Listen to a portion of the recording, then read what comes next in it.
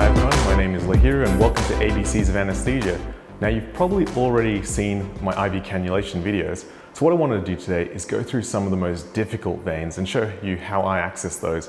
And these could be veins in the back of the wrist or maybe really tiny veins here. Either way, they're some of the trickiest things you'll ever have to do, whether you're an anaesthetist, an anesthetic reg, a nurse, a junior doctor, whatever it is. The same techniques that I've gone through in my previous videos, I'm going to put into action now in the most difficult veins. Okay, so this is one of the trickier veins you have to do, but sometimes you just need to do this vein.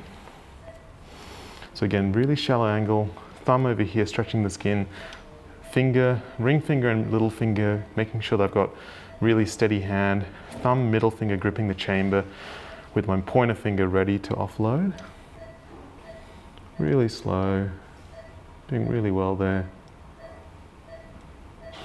You can sometimes feel a give, flashback, level out, and then advance 2 millimeters.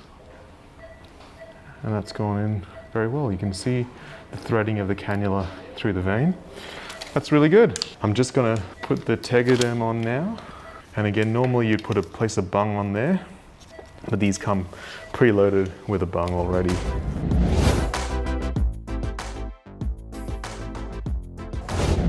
There's a nice small vein here. Again, I'm going to use that technique of just using a really shallow angle and a slow approach so that we don't miss this vein. So again, I'm using my thumb to tense the skin below the knuckle, so I've got a good enough aperture below. I use this thumb and middle finger grip so I can see the chamber, and then I've got my pointer finger free to thread the cannula. Okay, so going really slow. 1, 2, 3. Just over the vein, really slow and shallow. As you go in, you can feel the give. I've got flashback there, gonna flatten out, almost lifting this vein, threading 3 millimeters, and then threading through.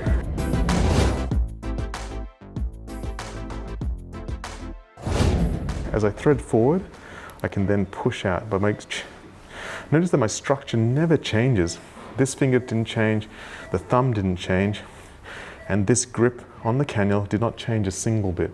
Any kind of movement makes it hazardous, and any kind of movement can change the dynamics of each structure with respect to the other structures and increase the chance of an error. Thanks so much for watching. I hope you enjoyed that. Please ask any questions in the comments below. If you like this video, please like and subscribe and share with anyone who might be interested. And again, you can get me on email at abcsofanaesthesia@gmail.com. Thanks a lot.